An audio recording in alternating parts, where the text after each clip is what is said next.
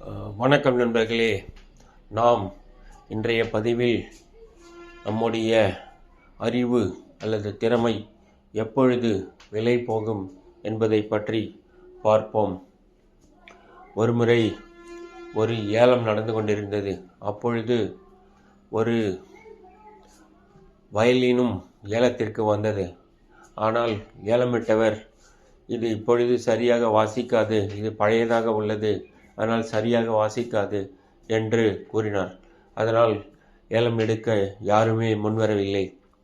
பிறகு கூட்டத்தில் இருந்த ஒருவர் மேடை ஏறி அந்த வயலினின் கம்பிகளை சரிபார்த்து இனிமையாக வயலின் வாசிக்க ஆரம்பித்தார்.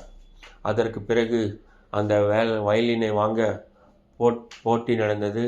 வயலினும் நல்ல விலைக்கு போனது. இதிலிருந்து தெரிந்து கொள்ளும் நீதி என்னவெனில், நமது திறமைகளை உலகுக்கு வெளிக்கொணர ஒருவர் வேண்டும் என்பதுதான். நம்முடைய அறிவை அல்லது திறமையை ஒருவர் கண்டறிய வேண்டும், அதை பிரபலப்படுத்த வேண்டும். அப்பொழுது தான் நம்முடைய அறிவு விலை போகும் அல்லது திறமை விலை போகும் என்பதே இக்கதையின் நீதி. இந்த பதிவு பிடிச்சிருந்தால் லைக் பண்ணுங்கள், ஷேர் பண்ணுங்கள்.